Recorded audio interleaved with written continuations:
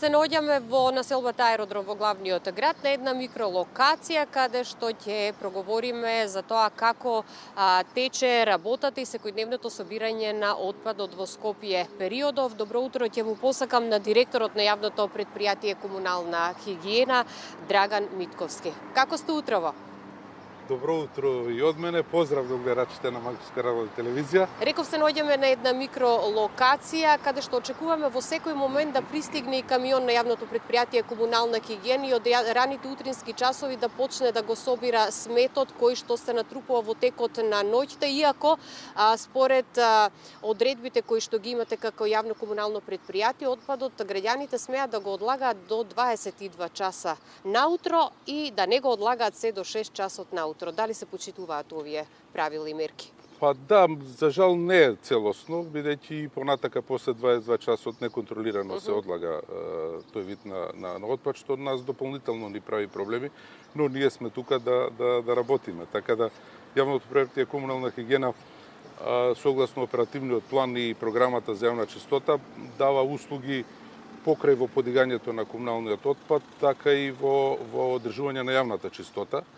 Значи миење и метење на јавните површини и булевари. Меѓутоа, дали успевате со капацитетите со кои што располагате да ги обслужите сите општини во главниот град и секако колкав интензитетот на теренските активности? Па малку потешко, бидејќи и сами знаете дека затекнавме една состојба многу лоша во јавното предпријатие, но даваме максимум согласно оние ресурси што ги имаме на располагање, даваме максимум да одржиме некој континуитет и некоја така подобра состојба што е потребна за самата чистота и мислам дека успеваме во тој дел и покрај заложбите да се набават нови возила и нови контейнери. Знаете, постапките се во тек, споро одат тие процедури.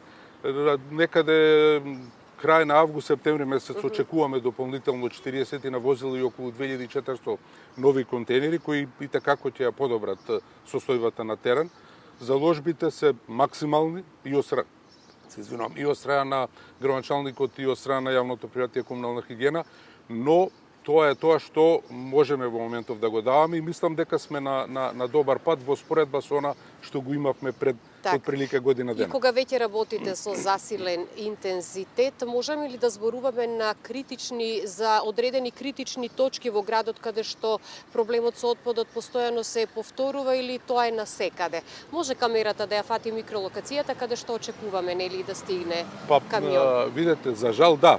Поготово таа категорија на кабаст и инертен отпад кој дополнително ствара голем проблем на јавното предпријатие. Скоро во сите општини имаме одредени локации кај што перманентно се формираат тие така наречени мини депонии, нели од несоодветното одлагање на тој вид на отпад. Ние сме постојано на терен, како што можете забележите и во овој момент. Екипите 24 часа се на терен, постојано го креваат тој вид на отпад, иако ни представува вака малку поголем проблем, затоа што не е тоа комунален отпад кој го одлагаат граѓаните од домаќинството. Меѓутоа, тоа е што е, мора да работиме, мора да даваме напори да не се формираат и да не постојат тие. За крај на ова линковско вклучување би сакала да упатиме еден апел до граѓаните. Што можат тие да направат за да придонесат за почист град и секако која ќе биде пораката до јавноста во однос на правилното одлагање на отпадот и секако зачувување на јавната хигиена, а со тоа и на јавното здравје? Така е.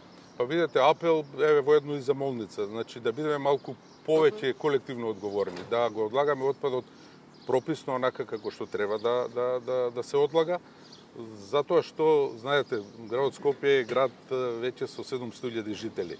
Ако ние не го подигнеме тоа ниво на сама контрола за зачувување на јавната површина и хигиената во градот, тешко ќе оди. Мислам, не едно јавно предпријатие, не инспекција, не знам што и да е, ако го немаме тоа малку повисоко ниво на колективна одговорност, мислам дека тешко ќе ни оди работата. Затоа, ќе повторам уште еден апел и замолница да граѓаните бидат малку посовесни и го одлагаат отпадот на одредени микролокации кои се наменети за поготово за ќе повторам поготово за кабастиот отпад, затоа што тоа е еден од најголемите проблеми. Ви благодарам многу за гостувањето утрово. Благодарам и на вас.